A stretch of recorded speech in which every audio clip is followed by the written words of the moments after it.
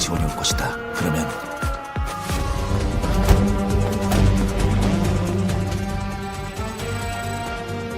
싸우도록.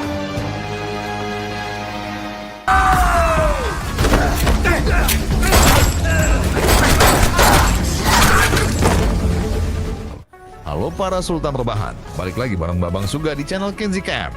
Tempatnya para sultan menikmati cerita film tanpa harus capek nonton berjam-jam.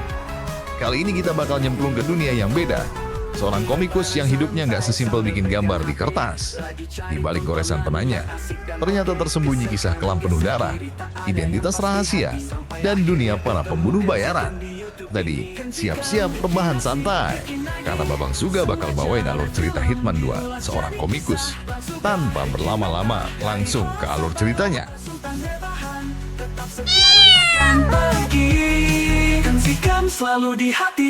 Melanjutkan kisah dari film Hitman pertama, kali ini kita balik lagi ke kehidupan Jun, si komikus nyeleneh yang ternyata punya masa lalu kelam. Gara-gara komiknya makin terkenal sampai diliput stasiun televisi, Jun jadi idola dadakan. Tapi apesnya, popularitas itu malah kayak alarm buat musuh-musuh lamanya. Bukannya dapat undangan fansin, Jun justru diburu mafia dari 3 negara berbeda yang masih simpan sakit hati. Nah, dari sinilah hidup Jun yang tadinya ada berbahan sambil gambar, berubah jadi arena balas dendam penuh darah dan kekacauan.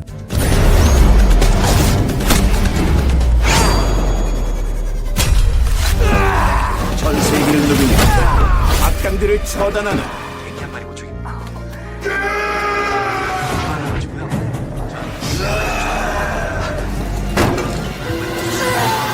3 minggu kemudian, suasana pelabuhan tiba-tiba tegang. Sejumlah imigran gelap berusaha menyelinap masuk ke Korea Selatan. Tapi aksi mereka ternyata sudah diendus para agen rahasia yang dipimpin langsung oleh sang kapten. Ini saat operasi penangkapan berlangsung, salah satu dari mereka, Cheng, nekat melarikan diri. Namun belum sempat jauh, langkahnya langsung dipatahkan oleh Jeol, agen rahasia yang ternyata sudah menyamar sebagai bagian dari kelompok itu sejak awal.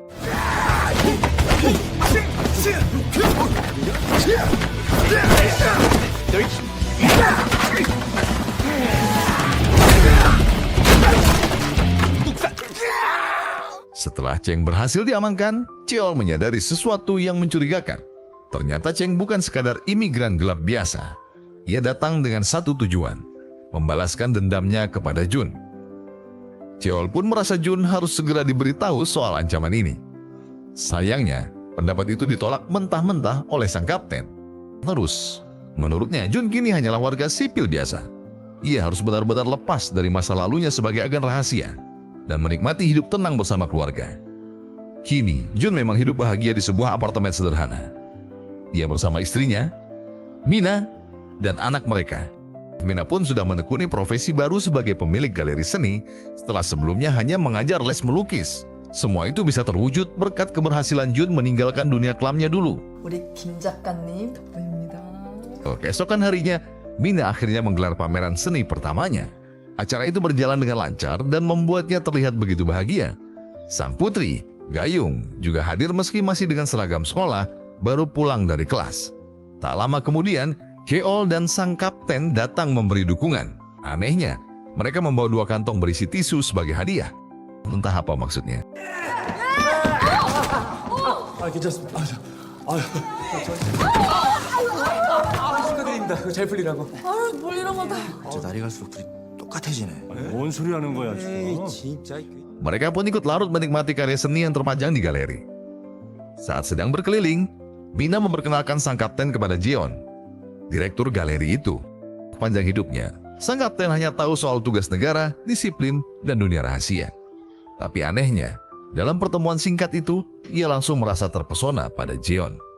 Untuk menjaga identitas aslinya, ia bahkan berbohong, mengaku sebagai seorang dosen universitas. 채팅 왔거든요. 연락 주세요.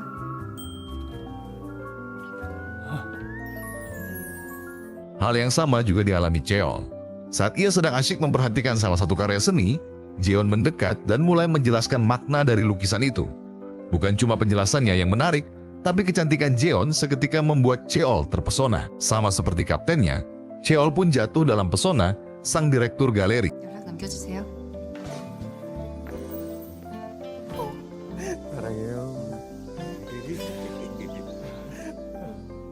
Setelah berhasil mencuri perhatian Kapten dan Cheol, Jeon kemudian memberi kabar gembira kepada Mina. Ia mengatakan bahwa seorang kolektor seni ternama bernama Pierre Jang akan datang untuk memamerkan koleksinya di galeri. Mendengar hal itu, Mina langsung terkejut sekaligus sangat senang. Ia pun bersemangat menyiapkan semuanya dengan sebaik mungkin. Sementara di sisi lain, Jun baru saja menyelesaikan komik perdana untuk season keduanya.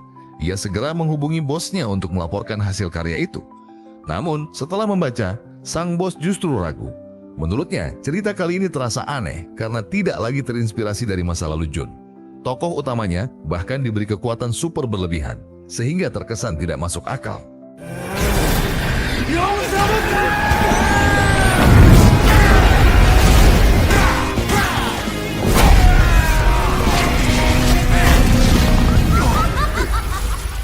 Dan benar saja, ketika komik itu dirilis, reaksi pembaca langsung mengecewakan.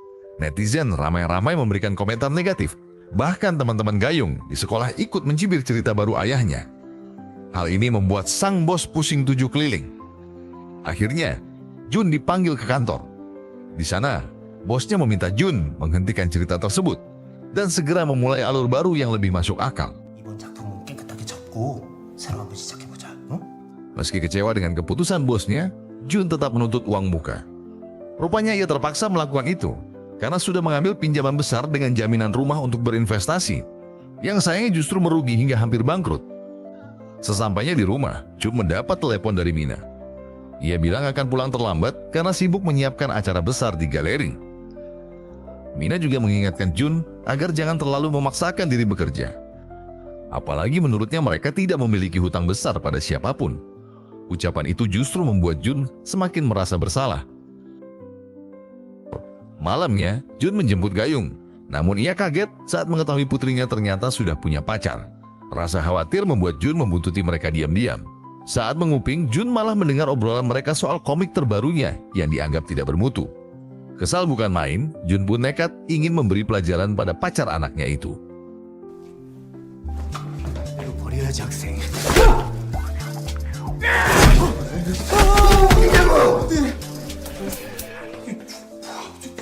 Sepulang ke rumah dalam kondisi mabuk, Jun langsung berubah jadi bapak bijak. Ia menasihati Gayung supaya jangan sembarangan pilih pacar. Namanya juga ayah, wajar kalau khawatir anak ceweknya kenapa-kenapa. Tapi bukannya terharu, Gayung malah kesel. Dia sadar dari tadi dibuntutin, terus ngusir Jun dari kamarnya. Dan lebih nyesek lagi, sebelum nutup pintu, Gayung nyeletuk, komik ayahnya itu nggak ada bedanya sama sampah. Waduh, sakitnya tuh kayak ditampar pakai novel tebal, Sultan. 나가요. 나가. 나가라고. 쓰레기는 아빠 웹툰이 쓰레기지. Di tempat lain, suasana dermaga mendadak tegang. Seorang mafia Rusia dan mantan Yakuza Jepang berhasil menyelinap ke Korea lewat kontainer barang. Namun aksi mereka nggak berlangsung lama. Sang kapten bersama Cheol dan timnya langsung bergerak cepat untuk menggagalkan penyusupan itu.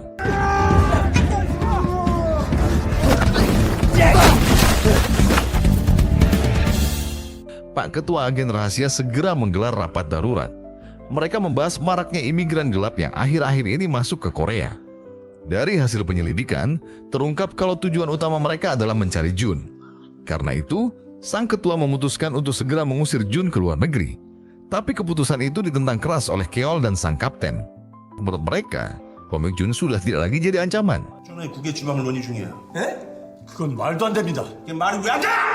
우리가 떠는 게 폭탄을 그 나라가 왜 감당해야 됩니까? 사장님, 준호는 그냥 지 꼴리는 대로 만화를 그리고 있단 말입니다. Di waktu yang sama, Mina dan Jeon menjemput seorang kolektor seni bernama Pierre Jang di bandara. Dalam perkenalan singkat, Mina sempat dibuat malu saat Pierre tiba-tiba mencium tangannya. Sesampainya di galeri, Mina mencoba menanyakan konsep acara yang diinginkan Pierre. Tapi bukannya menjawab, Pierre justru terlihat acuh. Lalu balik bertanya tentang pekerjaan suami Mina. 아담의 짝은 무슨 일 하시는 분이실까요? 그 만화가예요. Setelah menyambut kedatangan Pierre, Jeon sempat mampir menemui Cheol.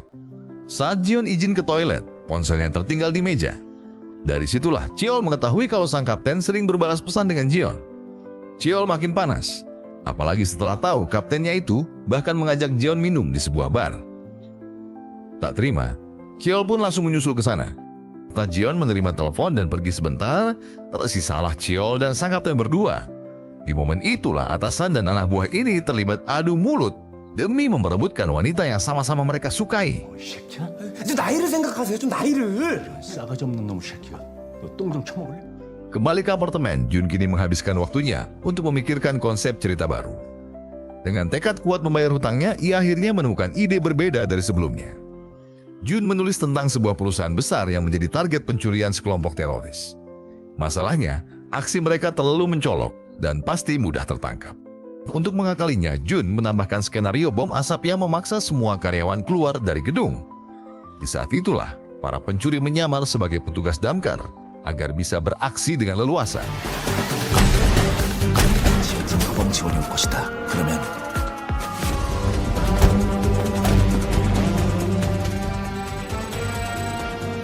싸우다 봐. Mendengar konsep cerita itu, sang bos langsung bersemangat. Baginya, karya Jun kali ini kembali solid seperti dulu. Ceritanya terasa begitu nyata, seolah pernah benar-benar terjadi. Jun hanya tersenyum santai, lalu berkata kalau semua itu hanyalah imajinasinya. Sang bos pun tak memperpanjang pembicaraan. Ia yakin, komik terbaru Jun ini akan menuai banyak ulasan positif. 아, 그만큼 이번화가 살아있다는 거야. 응? 캐릭터가 막 꿈틀거려. Beralih ke Pierre, ia tampak serius membaca komik terbaru karya Jun. Dari situlah Pierre mendapat inspirasi, lalu mulai merencanakan sebuah aksi baru. Sementara itu, Jun sedang asyik menelusuri komentar netizen. Wajahnya sumringah, karena kali ini banyak ulasan positif yang ia terima. Namun, kebahagiaan itu mendadak hilang begitu ia menemukan satu komentar pedas. Penulis komentar bukan hanya mencaci karyanya, tapi juga mengaku lebih hebat dari Jun. Merasa tersinggung, Jun pun nekat melacak alamat si pemberi komentar tersebut. 뒤졌다. Begitu sampai di lokasi, Jun dibuat kaget setengah mati. Sosok di balik komentar pedas itu ternyata cuma bocil epep. Rupanya, bocil ini sebenarnya penggemar berat Jun. Komentar kasarnya hanyalah cara cari perhatian, karena ia kesepian dan jarang diperhatikan orang tuanya. Bayangin aja, Jun yang mantan agen rahasia sampai repot-repot ngelacak. Ujung-ujungnya cuma nemu bocil epep. 방에서 키보드만 치지 말고 아까 보니까 말빨도 좋던데 애들한테 입 좀 털고 활발하게. Sementara itu, Pierre dan anak buahnya mulai melancarkan aksi yang terinspirasi langsung dari komik Jun. Mereka meledakkan bom asap, membuat para pegawai panik dan berhamburan keluar. Dalam kekacauan itu, kelompok Pierre dengan tenang menyamar sebagai petugas pemadam kebakaran, lalu menyusup ke dalam gedung. Target mereka sudah jelas, teknologi AI terbaru yang tengah dikembangkan perusahaan tersebut.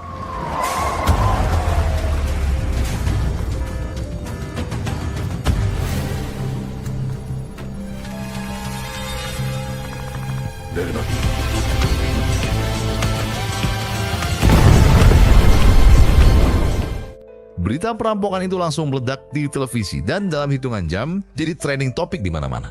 Nama Jun pun terseret. Publik menuding dirinya sebagai otak perampokan, bahkan cap teroris pun disematkan padanya. Di ruang rapat rahasia, Pak Ketua meledak marah. Menurutnya, Jun sudah berkhianat, menjual diri demi uang. Namun sang kapten masih mencoba menenangkan, meyakinkan atasannya bahwa Jun hanyalah korban fitnah, bukan dalang di balik semua ini.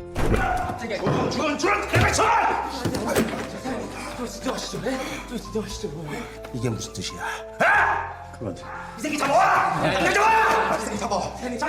Jun akhirnya dijemput paksa oleh pihak berwenang atas perintah langsung dari Pak Ketua. Di ruang interogasi, Mina berusaha keras meyakinkan semua orang bahwa suaminya mustahil melakukan tindakan sekeji itu. Namun jawaban Mina justru dibantah dingin oleh Pak Ketua. Ia membuka aib yang disembunyikan Jun rapat-rapat. Kebangkrutan akibat saham hingga apartemen keluarga mereka yang ternyata sudah digadaikan. Kata-kata itu membuat Mina terpukul, seolah-olah dunia yang bangun bersama Jun runtuh dalam sekejap. Namun ternyata itu belum berakhir. Pak Ketua tak hanya menyerang Jun, tapi juga membuka masa lalu Mina. Ia menunjukkan foto dan video lama, bukti kelam ketika Mina dikenal sebagai wanita yang pandai memikat pria. Bahkan ia sampai mendapat julukan 16 second, karena konon hanya butuh 60 detik baginya untuk menaklukkan hati seorang pria. 휴지 모델로 나왔었고 별명은 60 seconds. 60 seconds.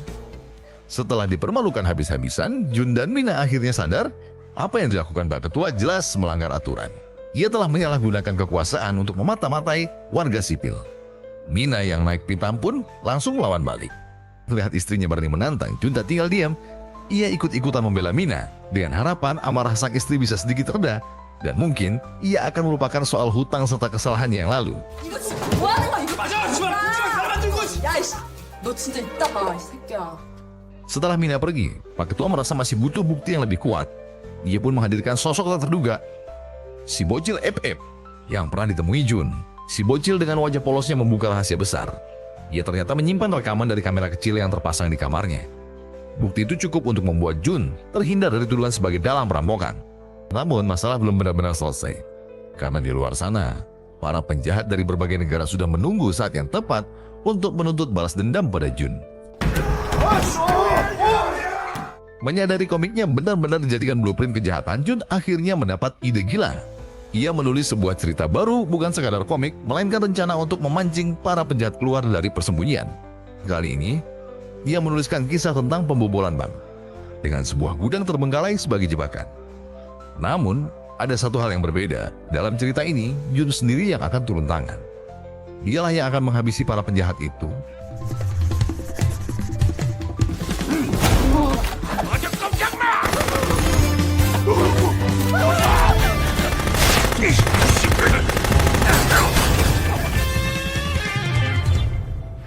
Setelah menyelesaikan ceritanya, Jun langsung meminta bosnya mempublikasikan komik itu. Tapi tak lama kemudian, Pak Ketua datang membawa peringatan keras. Ia menegaskan, Jun sekarang hanyalah warga sipil biasa, tak boleh turun langsung ke lapangan. Bahkan, sang kapten dan Ciol pun dilarang ikut campur.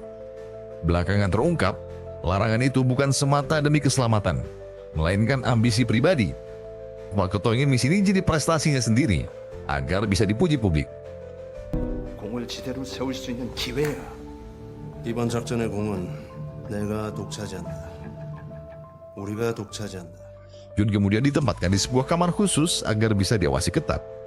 Diam-diam, ia menelpon Mina, memberitahu bahwa ia tak bisa pulang dalam beberapa hari, karena dibutuhkan untuk menangani masalah besar. Mina yang cemas hanya bisa berpesan agar Jun selalu berhati-hati. Tak lama setelah episode terbaru komik dipublikasikan, Pierre dan anak buahnya mulai bersiap dengan persenjataan lengkap. Sementara itu, Pak Ketua dan pasukannya pun juga menyiapkan operasi sesuai skenario dalam komik Jun. Di sisi lain, sang kapten dan Cheol yang sedang santai tiba-tiba menerima undangan pameran dari Jeon. Setibanya di sana, keduanya terkejut karena sama-sama datang membawa bunga untuk Jeon. Suasana langsung tegang. Keduanya kembali bersaing memperebutkan wanita yang sama. Namun tanpa mereka sadari, Jeon bukanlah wanita biasa. Ia ternyata pasangan Pierre yang sengaja dikirim untuk mempermudah jalannya aksi kejahatan di negara itu.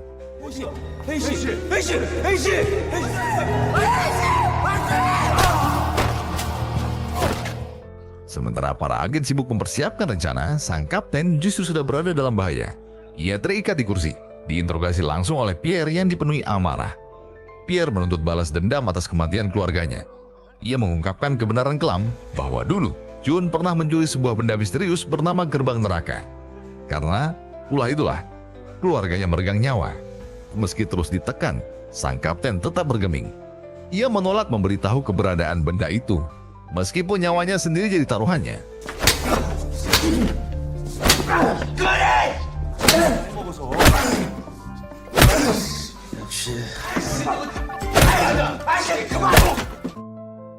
Tak lama setelah sang kapten dihajar habis-habisan, Jeon datang membawa informasi penting, lokasi barang yang selama ini dicari. Tanpa banyak basa-basi, Pierre dan anak buahnya langsung bergerak. Sebagian dari mereka mendatangi bosnya Jun, lalu menyanderanya. Semua itu demi menciptakan alur cerita baru, sebuah narasi kelam di mana Jun dipaksa tampil sebagai teroris yang akan meledakkan seluruh negeri. 대한민국은 사라진다. 이렇게 키워진 아이. 꿈도 미래도 모두 포기해야 할 거야. 테러리스트 준뿐이다.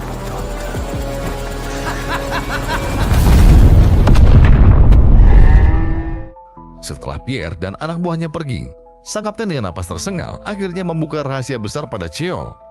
Barang yang mereka incar bukan sembarang benda, melainkan bom nuklir.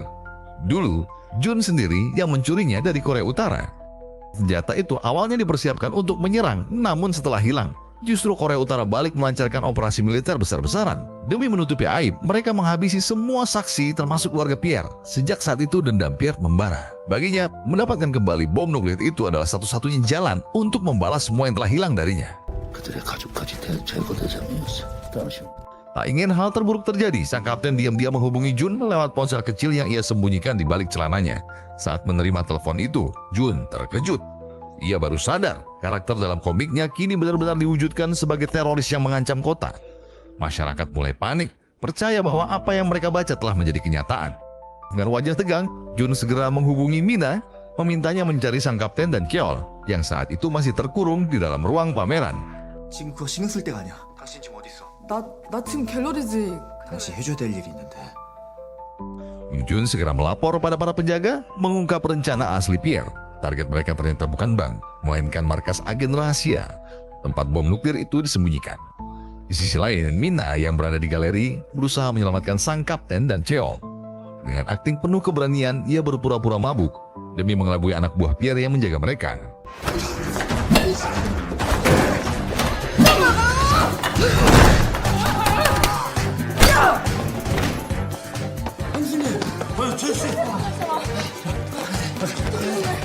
Di sisi lain, Pierre akhirnya berhasil menyusup masuk ke markas agen rahasia. Dengan wajah dingin, ia memaksa para agen menyalakan seluruh kamera CCTV di setiap sudut ruangan. Sementara itu, Jeon bersama rekannya bergerak cepat hingga akhirnya mereka menemukan keberadaan bom tersebut tersembunyi di dalam sebuah ruangan khusus.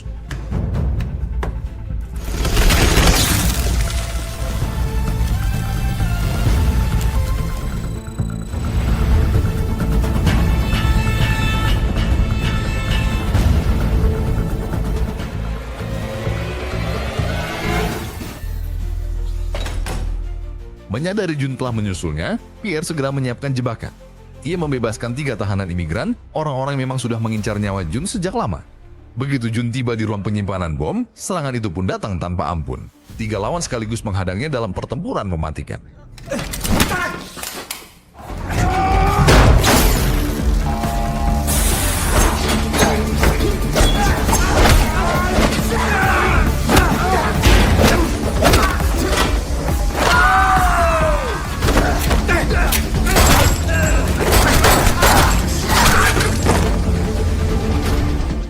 Begitu jam operasional bank berakhir, penjaga yang diminta Jun akhirnya tiba tepat waktu. Ia langsung menemui Pak Ketua dan memberikan informasi sebenarnya tentang situasi yang sedang berlangsung. Sementara itu, Jun bergerak sendirian. Dengan tekad bulat, ia mengejar Pierre yang berusaha kabur menggunakan helikopter di atap gedung. Dalam perjalanannya, Jun harus menghabisi satu persatu anak buah Pierre hanya demi bisa sampai ke puncak.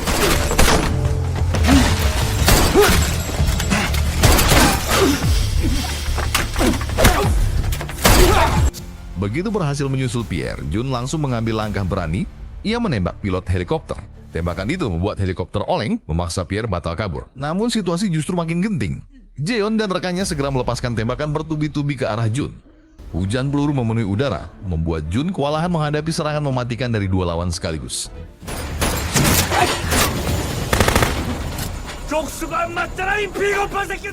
Di tengah kemuan peluru, Jun semakin terpojok, namun tiba-tiba sang kapten dan Cheol datang memberi bantuan. Saat amunisi anak buah Pierre habis, suasana berubah. Pierre maju perlahan menghunus pisau di tangannya. Sementara Jun hanya menggenggam sebuah pensil. 2 dunia yang berbeda kini berhadapan. Sang penjahat dengan senjata mematikan melawan seorang komikus dengan alat tulis sederhana.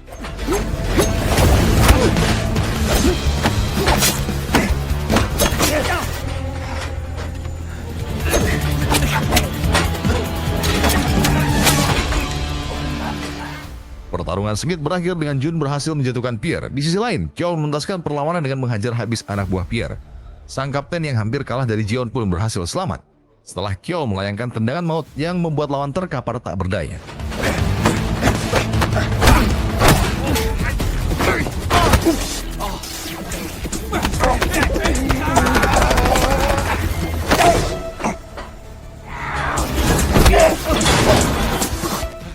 Masalah belum berakhir.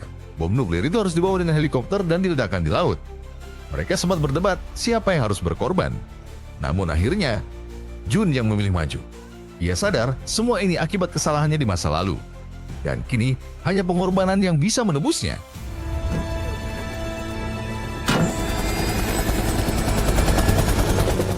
Di tengah kabin helikopter, Jun menelpon keluarganya. Dengan suara bergetar, ia meminta maaf, sekaligus memberi semangat pada putrinya. Hatinya hancur, tapi tangannya tetap tegas mengendalikan tuas. Misi terakhirnya jelas, membawa bom itu jauh ke laut dan meledakkannya demi keselamatan semua orang. 안전하게 터뜨리려면 내가 가야 돼. 여보, 그러지 마. 식단을 안 거야. 사랑해.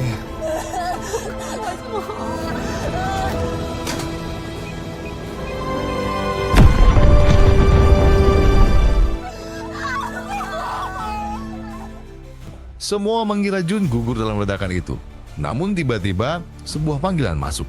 Suara Jun terdengar di seberang, tenang tapi penuh kejutan. Ia selamat berkat trik gila mengaktifkan autopilot dengan cara yang tak terpikirkan siapapun.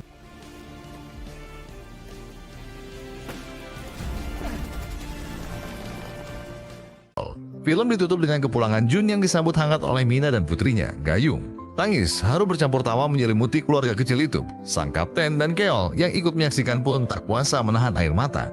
Namun, suasana harus seketika buyar saat seorang dokter wanita datang tanpa diduga. Kapten dan Keol langsung berebut perhatian si dokter cantik. Dan disitulah cerita berakhir. 사랑해요.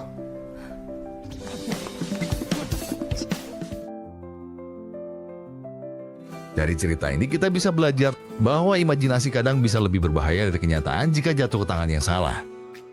Tapi di sisi lain, imajinasi juga bisa jadi senjata untuk melawan kejahatan.